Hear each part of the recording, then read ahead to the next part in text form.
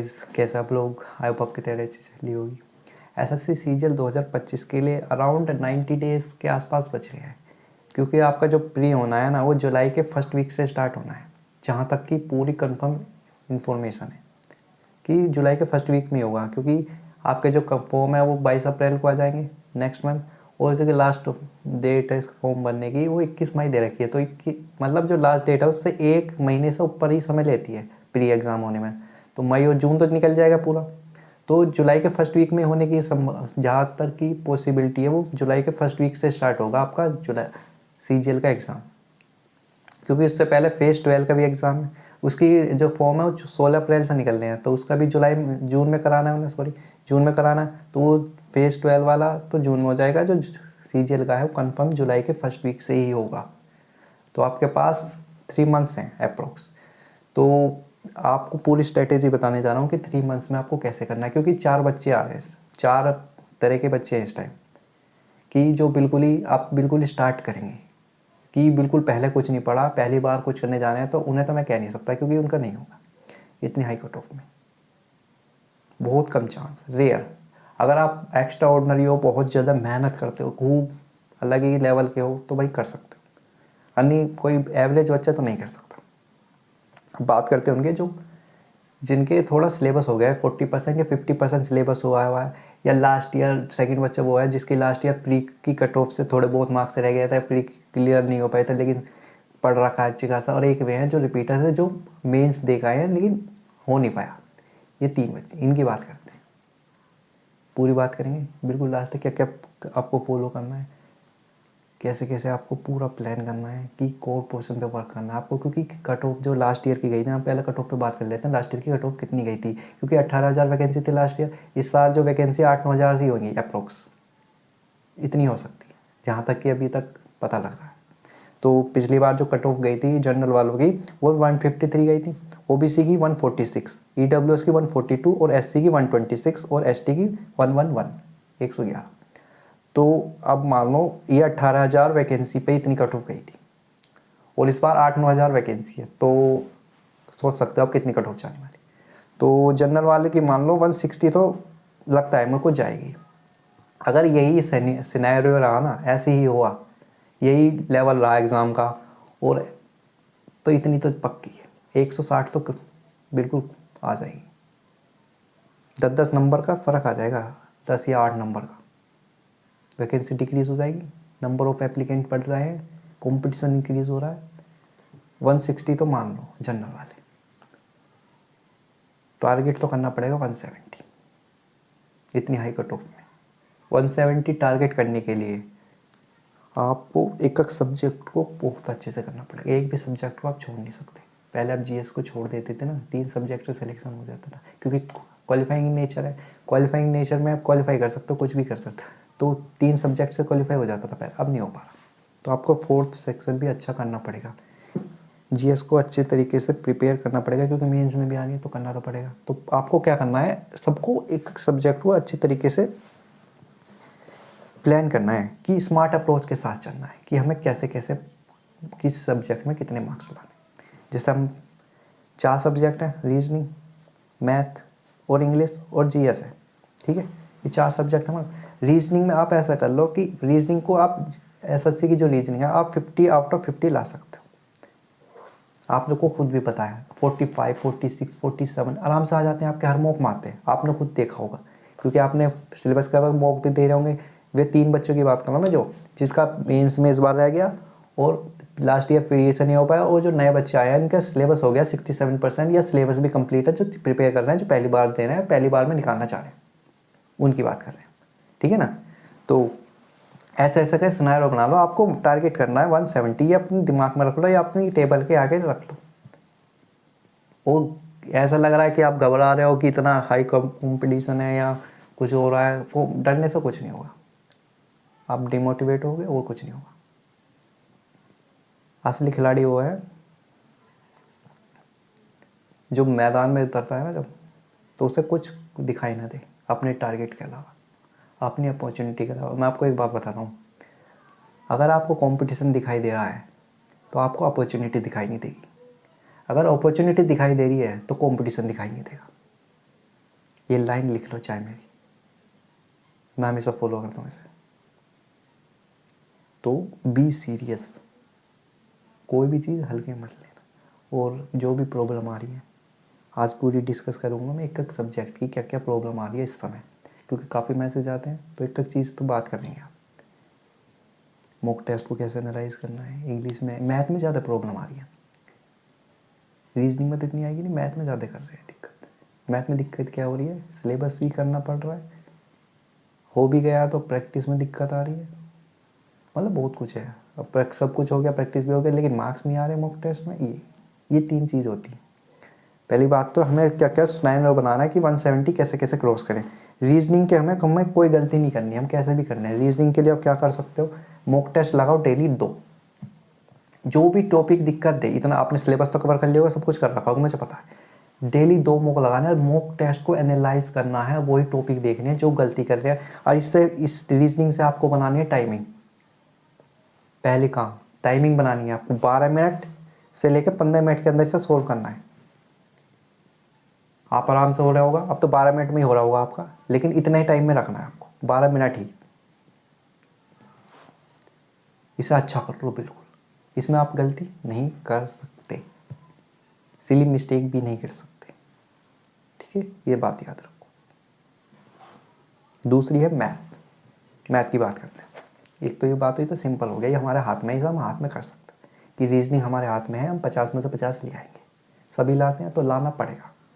अब बात करते हैं मैथ। मैथ में दिक्कत क्या आ रही है, आपने सिलेबस, या तो कोई ऐसे बच्चे हैं जिनका भी सिलेबस 70% है, कुछ सिलेबस ले रहा है, पहले तो आप अच्छे से सिलेबस कवर कर लो। पहला काम, मैथ के अंदर सिलेबस कवर करना बहुत ज़रूरी है। सिलेबस कवर हो जाए उसके बाद प्रैक्टिस बहुत ज़रूरी है।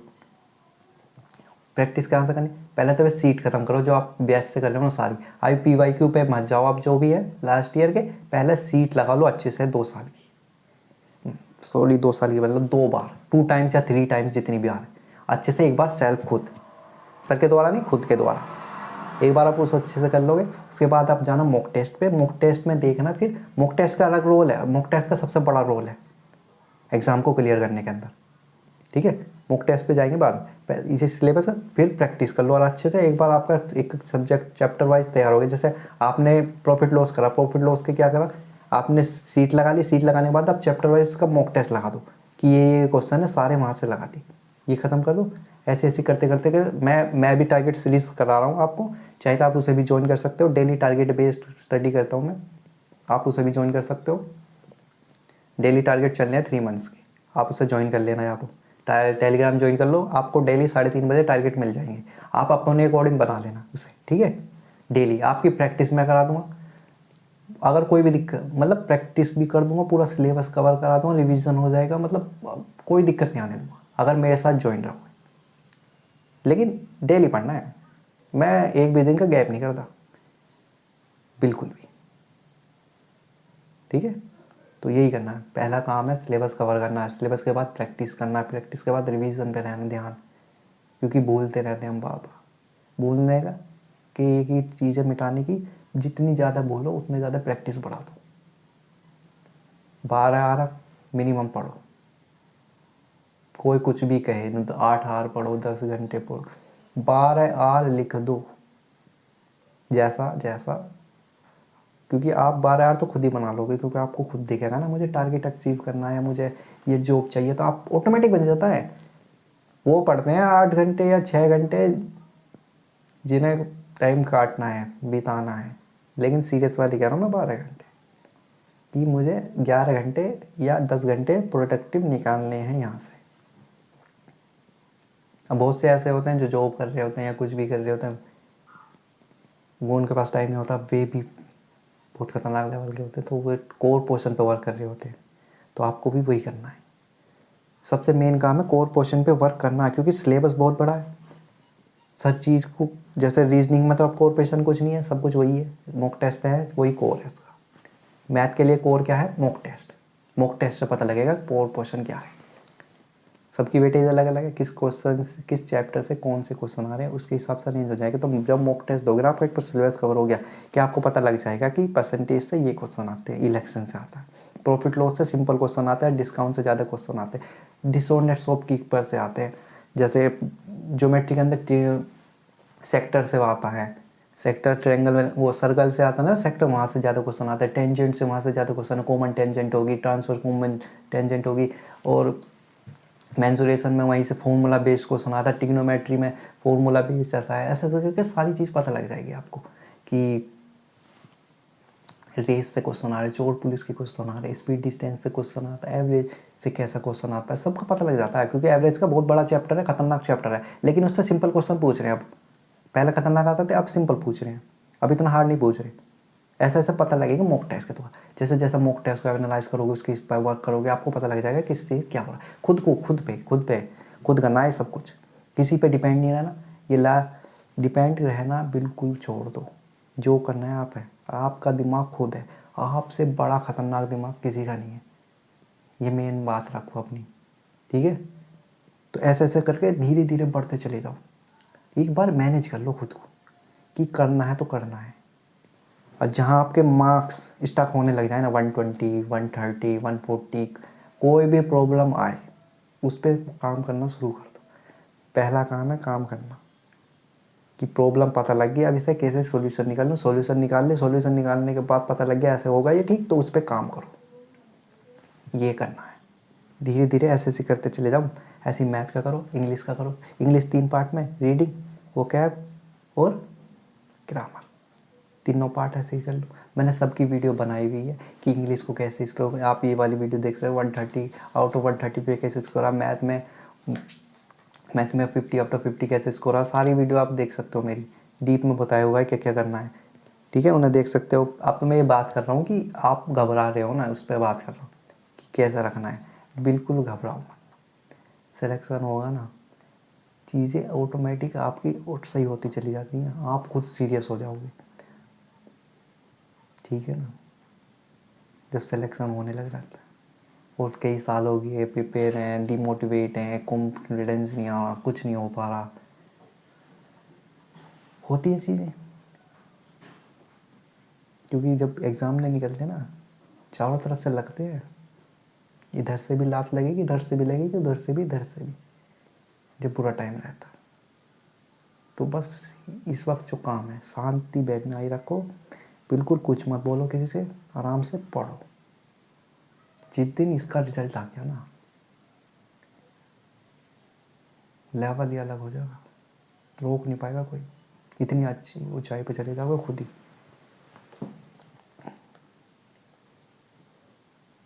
ऐसे मैंने इंग्लिश का बताया, इंग्लिश में भी आप जैसे इंग्लिश में कितने मार्क्स लाने हैं मुझे, 45 लाने, मैथ में इंग्लिश में 45 लाने, जीएस में 30 लाने, कोर क्वेश्चन पे वर्क करना है। जैसे जीएस के अंदर बात करें हम, पॉलिटी से 2-3 क्वेश्चन आते हैं, अपने हाथ में कर सकते हैं। ज्योग्राफी से 2-3 आते हैं, हाथ में कर सकते हैं। इकोनॉमिक्स से 2-3 आते हैं। करंट अफेयर को हम हाथ में नहीं कर सकते, छोड़ दो, अभी के लिए हमारे हाथ में नहीं। जो हमारी चीज़ें हाथ में है ना, जिससे हम पकड़ सकते हैं कि अगर मैं इसे पढ़ूंगा तो हमारे हाथ में आ जाएगी ये चीज़, कि इससे मैं मार्क्स निकाल सकता हूँ, तो वो पकड़ लो। हर चीज़ में, हर सब्जेक्ट, 4 सब्जेक्ट हैं, चारों को ऐसे कर लो ना आराम आराम से। हर चीज़ का अलग टाइम टेबल बना लो, 12 घंटे बना लो। रीजनिंग के लिए क्या 1 घंटा बहुत है, मेरा मानने था। अगर आपने सिलेबस कर रखा है, आपका 45 या 46 मार्क्स आ रहे हैं, आपको बस 5 मार्क्स इंक्रीज करने, कैसे भी करके 1 घंटा बहुत है। इंग्लिश के लिए 4 घंटे बहुत है, 3 या 4। ग्रामर करनी है, वो कैब करनी है। वो कैब का बहुत बड़ा इंपॉर्टेंट रोल है प्री के अंदर, वो कैब मैंने वीडियो बनाई हुई है। वो कैब के कैसे याद करें, उसे देख सकते हो आप। वो कैब ब्लैक बुक से करनी है। ब्लैक बुक बस, प्री के अंदर क्या दिक्कत करता है, वो कैब दिक्कत करती है, या क्लोज टेस्ट, बस। तो और कुछ दिक्कत नहीं करता मेरे मानने में। ये 2 चीज़ें बस दिक्कत करती हैं, और कुछ नहीं है। आप चेक कर सकते हो खुद भी, वो कैब गलत होती है या क्लोज टेस्ट के 1-2 क्वेश्चन गलत होते हैं, उन पर वर्क करना है ना। ये इंग्लिश का है। मैथ में 40 मार्क्स, 35 मार्क्स, 30 मार्क्स, 32 मार्क्स, ऐसे ऐसे आते हैं सबके। कहाँ दिक्कत कर रहे हैं, एनालाइज नहीं कर रहे उसे, जो गलती हो रही है सर ठीक नहीं कर रहे, कि इस टॉपिक से बार बार ये क्वेश्चन आ रहे हैं, अगर इस टॉपिक को मैं ठीक कर लूँ तो दोबारा ये गलत नहीं होना चाहिए मेरा। ये काम होता है मॉक टेस्ट का। ऐसे ऐसे करते धीरे धीरे चलते जाओ, बड़े स्टेप बाय स्टेप होंगी चीज़ें। आप ये सोच रहे हो कि एकदम से हो जाएगा, तो कुछ नहीं होगा। डेली कंसिस्टेंट रहना है, और जिसे अपॉर्चुनिटी दिख रही है उसे तो कोई मैटर करता ही नहीं कि कि मैं ना, मेरा कहना पड़े कि कंसिस्टेंट रहो, कि इतना घंटे पढ़ो, वो पढ़ रहा है, उसे कोई मैटर ही नहीं कर रहा कुछ। 12 घंटे पढ़ रहा है, वो 13 भी पढ़ रहा है, उसे कुछ नहीं दिख रहा। उसे ना तो बाहर से मतलब है, ना कहीं से मतलब है, कुछ नहीं मतलब। तो सिलेक्शन किसका होगा? जो पढ़ रहा है, जिसे दिख रहा है। तो बी सीरियस। सिलेक्शन लेना तो सीरियस होके पढ़ो, मतलब मत पढ़ो। ठीक है, समझ में आई? तो अब एक बार हम सम अप करते हैं कि मैंने क्या क्या बताया, कि क्या क्या करना है आपको। कि रीजनिंग में क्या करना है, मॉक टेस्ट देने हैं बस। मॉक टेस्ट दोगे, 2 मॉक देने, उसे एनालाइज करना है, उसी पर वर्क करना है, 50 मार्क्स लाने। पहला काम 1 घंटे में हो जाएगा।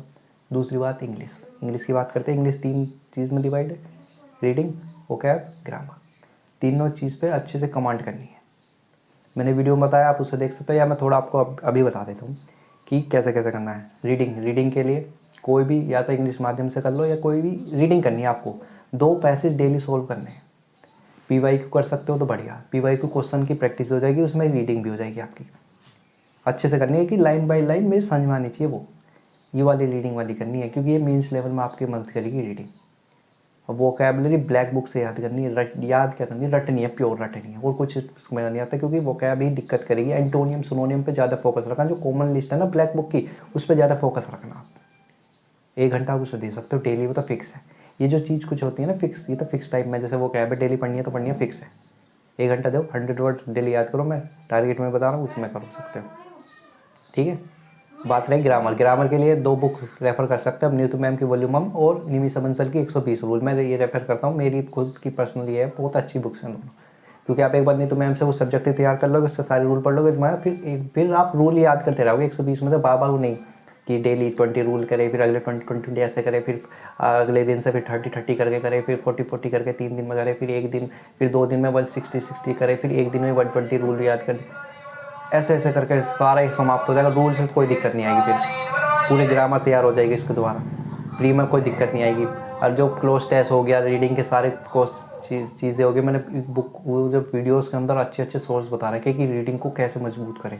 एक बार वो वीडियो जरूर देखना, आप बहुत मदद मिलेगी। कि 131 आउट ऑफ 135 कैसे स्कोर किया था मैंने, कि मेरी क्या स्ट्रेटेजी थी, मैंने कहाँ से यूट्यूब से किया था। मैंने कोई बैच नहीं लिया, यूट्यूब से कवर किया था। एक बहुत बढ़िया टीचर है, वहाँ से किया था रीडिंग का पूरा स्ट्रॉन्ग। क्योंकि सब टीचर हर जगह बढ़िया नहीं होते। कोई ग्रामर में बढ़िया है, कोई रीडिंग में बढ़िया है, कोई वोकैबलरी अच्छी पढ़ाता है। वोकैबलरी तो खुद याद करनी पड़ती है, ब्लैक बुक है, उससे कोई करने से पढ़ने की जरूरत नहीं है, ब्लैक बुक रटो बस। ये हो गया इंग्लिश की बात। 3 घंटे या 4 घंटे दे सकते हो। 1 घंटा प्रैक्टिस में जरूर रखना, 50 क्वेश्चन की प्रैक्टिस में। आप क्या रख सकते हो, 5 या 10 क्वेश्चन एरर के, 2 क्लोज टेस्ट, 2 रीडिंग के, 10 PQRS, ऐसा करके अरेंज कर लो 50 क्वेश्चन बस। डेली फिक्स कर लो 3 महीने तक।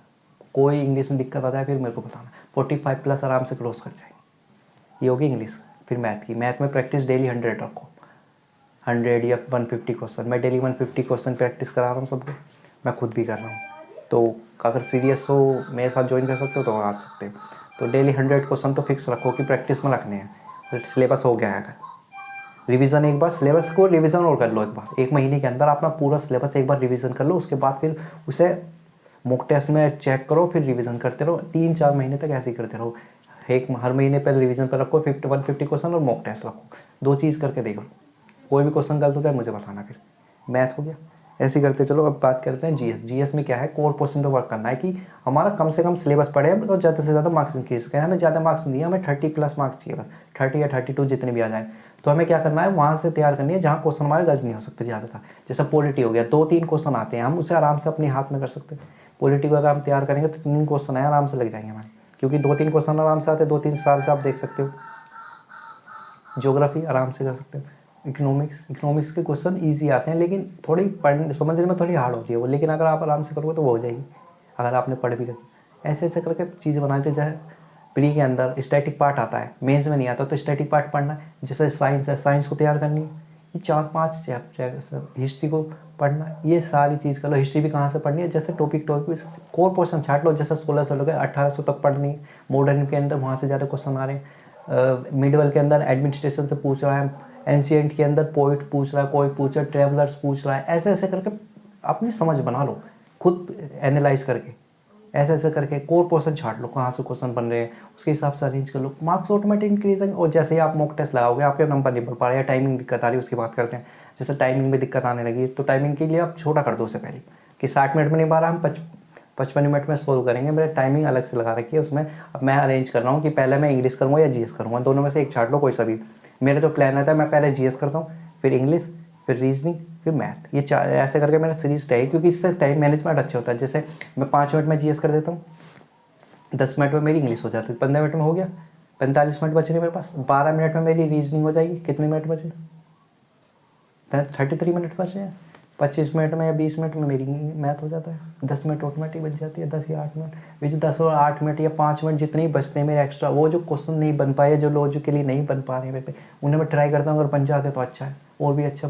और माइंड शांत रहता है। अगर जितना ज़्यादा टाइम बचेगा, जितना कम टाइम बचेगा, उतना आप प्रेशर फील करोगे, उतना दिक्कत हो जाएगी मेन एग्ज़ाम के अंदर। तो टाइमिंग को कम करके रखो, और मार्क्स नहीं बढ़ पा रहे तो एनालाइज करो मॉक को, कि कहाँ मैं दिक्कत कर रही हूँ, कहाँ मैं लैग कर रहा हूँ, कुछ भी दिक्कत एनालाइज कर दो उसे।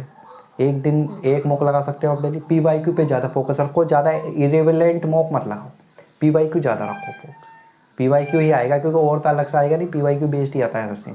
ठीक है, ये सारी चीज़ें हैं, 3 महीने तक ये फॉलो कर लो, कोई दिक्कत नहीं होगी, आराम से आप क्लोज कर जाओगे 170।